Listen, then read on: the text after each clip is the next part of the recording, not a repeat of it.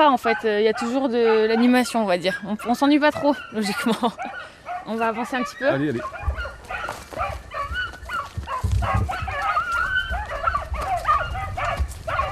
Il y a du lapin là, sur cette commune, il y en a beaucoup. Et oui, il y en a pas mal, elle est réputée pour la chasse au lapin quoi. Parce qu'il reste pas beaucoup d'endroits où il reste de lapin finalement. Ouais, il y a quelques communes sur le Gard, mais c'est vrai qu'elles sont plutôt recherchées quoi. Donc c'est pas facile. Donc du coup vous avez pris une carte exprès pour le lapin là. Oui. Et pour le marais, en fait on a accès au lapin et au marais. Donc, Ah tu chasses à l'eau aussi? Rarement, mais je chasse, oui, j'aime bien. C'est vraiment une belle chasse. Tu as tué des lapins cette année? Non, Pas cette encore? année j'ai pas tué de lapin. C'est une saison, j'ai pas eu l'occasion d'y aller beaucoup, donc c'est vrai que c'est sympa. En plus aujourd'hui il fait beau, donc ça va être une bonne matinée de chasse.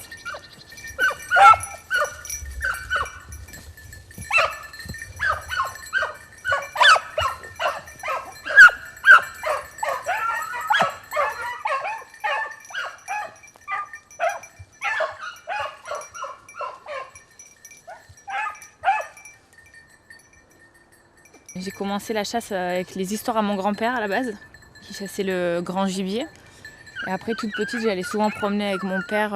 On avait un épagnol breton. Tous les week-ends, on allait se promener dans la Garie.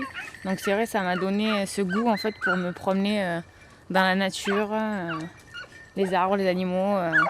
Enfin, j'ai vraiment aimé. J'aimais être plus dehors que dedans. Enfermée dedans, c'était pas possible. Et après, c'est vrai, quand j'ai rencontré mon conjoint, donc j'ai passé mon permis. Et finalement, mon père a repris la chasse avec moi. Il avait arrêté puisque ma chienne était décédée. Et donc on s'est remis ensemble à chasser. Donc de temps en temps, j'y vais avec mon père, de temps en temps, j'y vais avec mon conjoint. Donc c'est super sympa.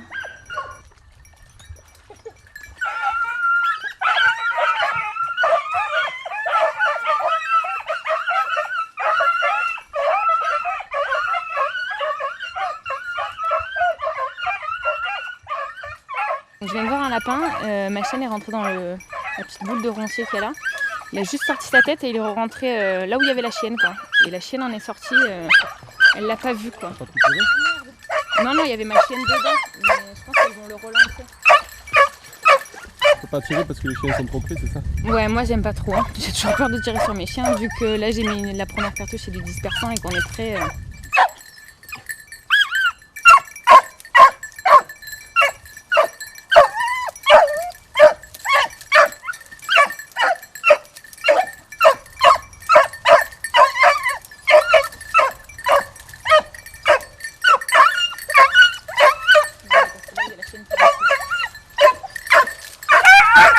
Je le vois, je le vois.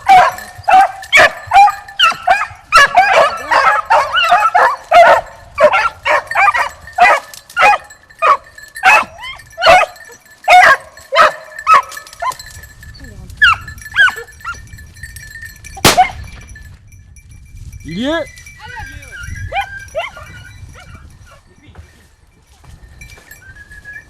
Oh!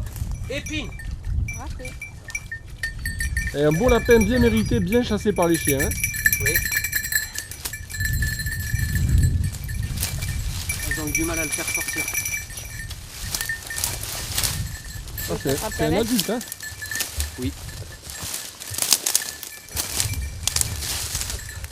Regarde, parce que là il y a un trou. Ah, moi j'ai. Ah. Une femelle. C'est une femelle? Oui.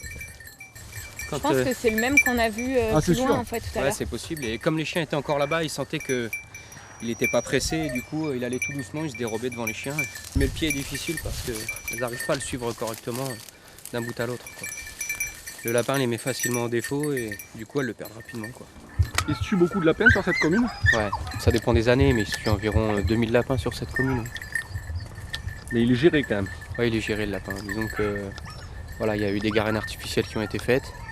Les lapins sont repris à partir de la fin de la chasse et pendant un mois, ils sont vaccinés, puis remis dans les trous.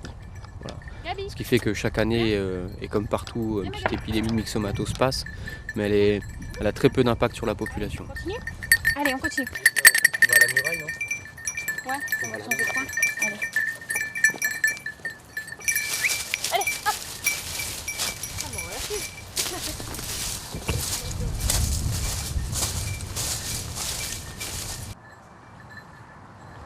Qu'est-ce qui se passe? Il vient de marcher encore sur un autre. Il y a un lapin qui lui est parti des pieds, c'est Ouais, il vient de marcher sur un lapin. ça? Et les chiens ne le prennent pas. Ouais, les chiennes, elles n'arrivent pas à le lever. Alors je sais pas si c'est... Je sais pas. C'est le pied qui est pas bon, non? Ouais, je pense qu'il fait un peu trop chaud et que le pied, en plus, ouais, il est pas très bon.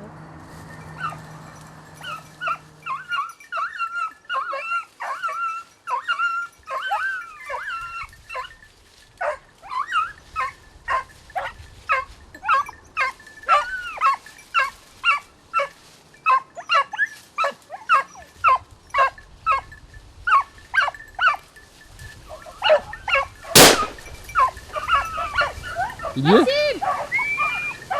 Il y est, il y est? Ouais, il y est. C'est bien ma pépette. Il est là. Il est là, pépette. Hop! Hop! Bon, il est en train de revenir vers nous. C'est bien ma pépette. C'est bien ma Jijou. Il est où? Il est.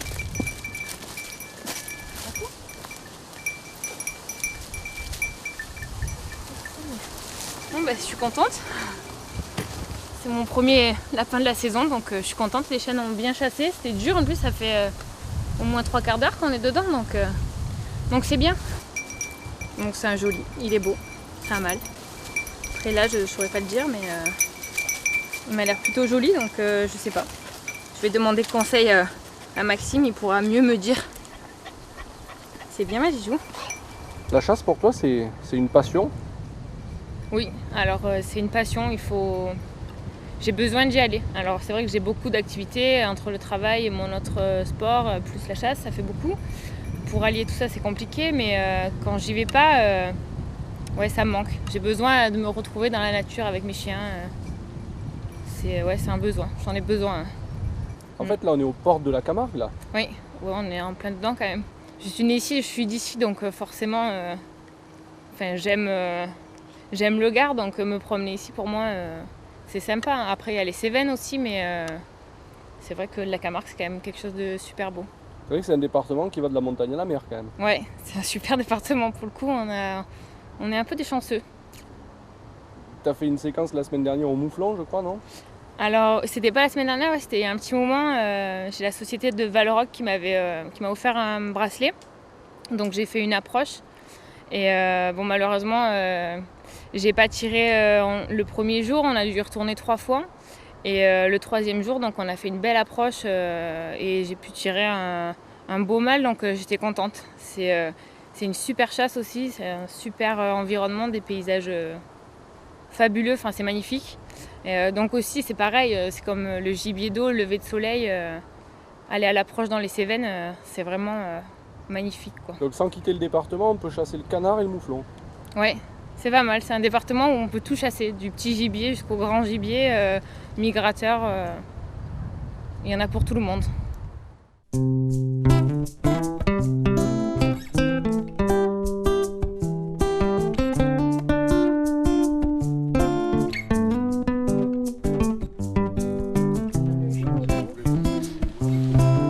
Bon, on va faire un gascou pour commencer. Gascou, 5 de par en bas et 3 de par en haut, ça suffit. Ouais. Allez, consigne de sécurité avant de partir. Vous partirez tous à la queue leu, surtout dans le bois, dans les petits chemins. Vous vous assurez de la position de vos voisins précédents et suivants.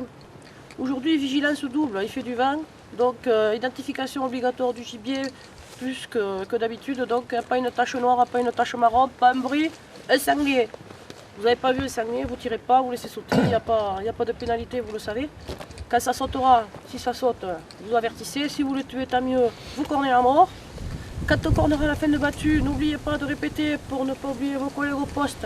Pas qu'ils s'y gèlent et qu'ils y restent jusqu'à perpète, c'est pas intéressant pour tout le monde. Et voilà.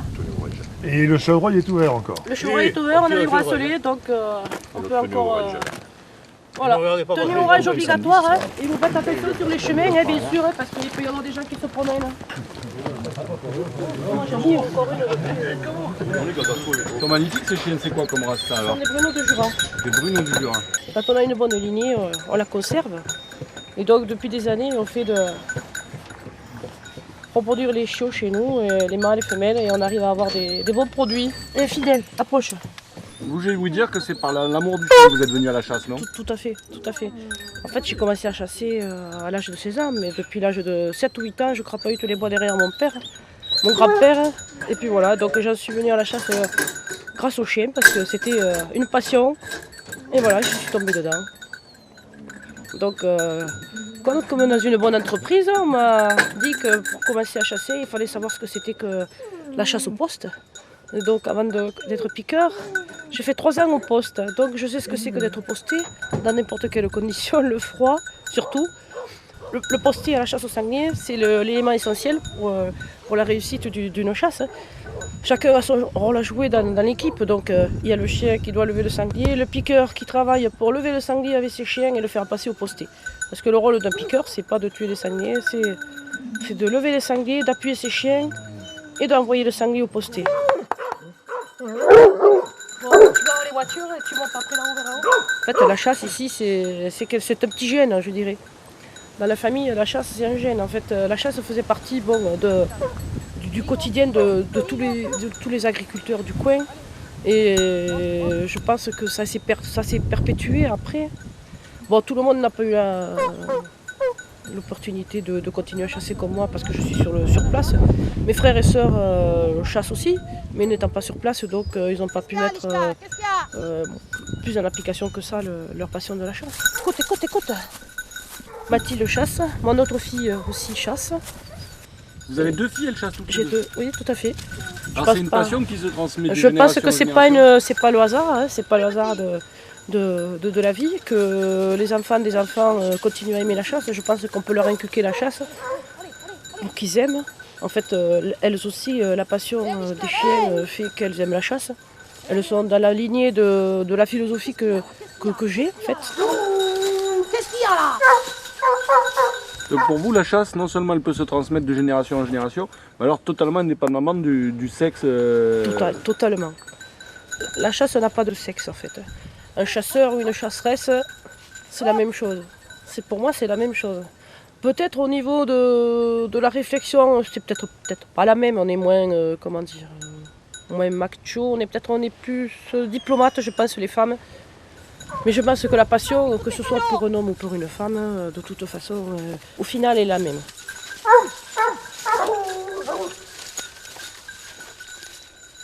Oh, Fino, oh! Le chien, il a pris un pied de sanglier, et il se dirige sur l'extérieur de la chasse, là. Vous tuez combien de sangliers ici en gros? 140. C'est la moyenne sur les dernières années, sauf l'année dernière où on a eu une année faste et exceptionnelle en fait. Mais pas que pour nous. L'année dernière, on en a fait 240. Donc en fait, cette année, on est revenu dans des proportions tout à fait correctes. Vous avez quoi d'autre, du chevreuil? On a quelques chevreuils, on a une dizaine de bracelets. Donc on tue quelques chevreuils. Mais enfin, la population n'évolue pas, donc ça va. Il n'y a pas de conséquences sur la chasse au sanglier. Parce qu'une fois qu'il y a trop de chevreuils, après c'est pas... Enfin, quand on aime trop la chasse au sanglier, j'avoue que ça fait un peu trop interférence. Qu'est-ce qu'il y a, Lishka? Qu'est-ce qu'il y a? Avec l'équipe, on vit 3 jours par semaine depuis le 15 août. Ça commence à faire, hein? Jusqu'au 28 février. Jusqu'au 28 février. Donc, il faut mener la famille pour que tout le monde y trouve son compte. Qu'est-ce qu'il y a, Junior? En toute harmonie. C'est une passion complète. Donc, pendant la chasse et puis à l'interchasse, on a toujours nos amis dont il faut s'occuper. C'est aussi l'entretien du territoire en faisant les petits chemins.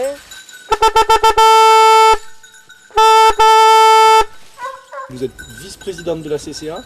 Vice-présidente de la CCA, vice-présidente de l'association des Crozes. Chef de battu?